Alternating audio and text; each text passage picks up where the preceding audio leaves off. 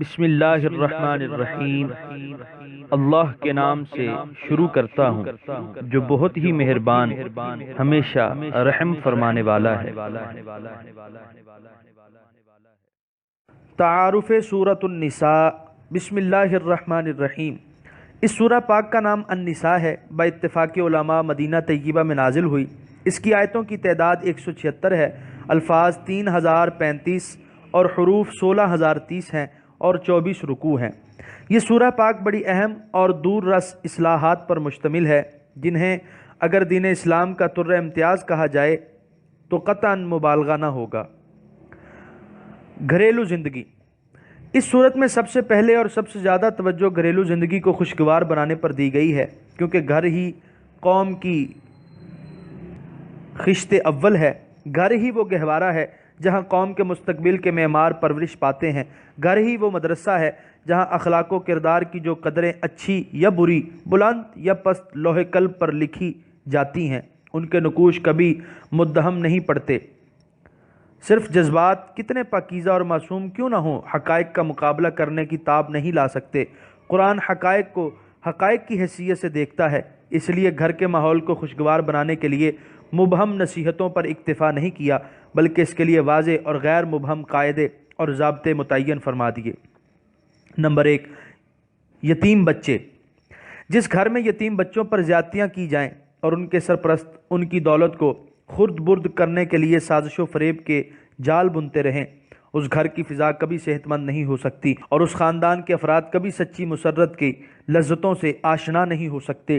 اس لیے قرآن حکیم نے اپنے ماننے والوں کو صاف الفاظ میں حکم فرمایا کہ وہ یتیم بچوں اور بچیوں کے ساتھ اچھا سلوک کریں، ان کے حقوق کی نگہبانی اور ان کے اموال کی حفاظت کریں، بلکہ ان کے احساسات تک کا پاس رکھیں، اور جو بھی ان بے کسوں کے ورثے میں ناجائز تصرف کرے گا وہ خوب جان لے کہ وہ آتش جہنم سے اپنے پیٹ کو بھر رہا ہے۔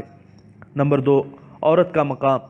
عرصہ ہائے دراز سے یہ صنف نازک ظلم و ستم کا نشانہ بنی ہوئی تھی۔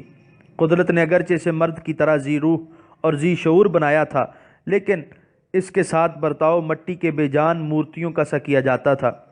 جوے میں داؤ پر اسے لگایا جا سکتا تھا، خامند کی لاش کے ساتھ قانوناً اسے جل کر راکھ ہونا پڑتا تھا۔ کہیں اسے تمام برائیوں کی جڑ اور انسان کی ساری بدبختیوں کا سرچشمہ یقین کیا جاتا تھا، اور کہیں چوٹی کے نامور فلسفی اس کے انسان ہونے کو بھی مشکوک نگاہوں سے دیکھا کرتے تھے۔ اس کو ملکیت کے حقوق حاصل نہ تھے، اسے ازدواجی بندھنوں میں مقید کرنے سے پہلے اس سے کوئی رائے لینے کا تصور تک نہ تھا۔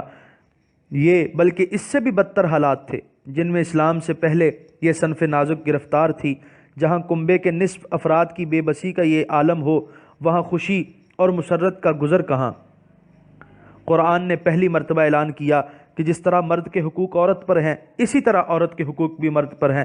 اس کی رائے ہے اور قانون اس کی رائے کا احترام کرتا ہے۔ اس کو اپنے والدین، اپنے خامند، اپنی اولاد کا وارث تسلیم کیا گیا۔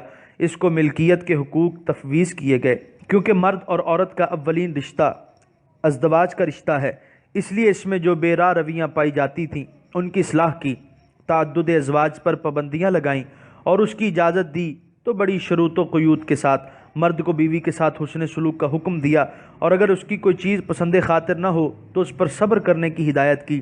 اگر باہمی تعلقات کشیدہ ہو جائیں تو اصلاح حال کی تدبیر بتائی، لیکن عورت کو یہ تمام حقوق دینے کے بعد گھر کی سرداری اور نظم و نسق کی ذمہ داری مرد کو سونپی، کیونکہ اسی کی فطری صلاحیتیں اس بار گراں کو اٹھا سکتی ہیں، اور یہی حقائق کی نگہداری اور ہر بات میں میانہ روی اس بات کی دلیل ہے کہ قرآن کلام الہی ہے، کیونکہ اس میں تفرید کا گزر نہیں تو افراد کا بھی نشان نہیں۔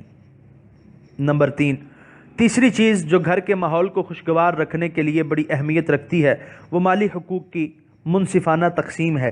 اس میں معمولی سی کوتاہی بھائی کو بھائی سے جدا کر دیتی ہے، اس لیے تقسیم میراث کا مفصل قانون نازل فرمایا۔ اسلام کے نظام میراث کی جو امتیازی خصوصیات ہیں ان کا جائزہ تو اپنے اپنے مقام پر لیا جائے گا، لیکن ایک بے مثل تبدیلی یہ کی کہ عورت، ماں، بیٹی، بیوی کو بھی مرد کی طرح وارث قرار دیا۔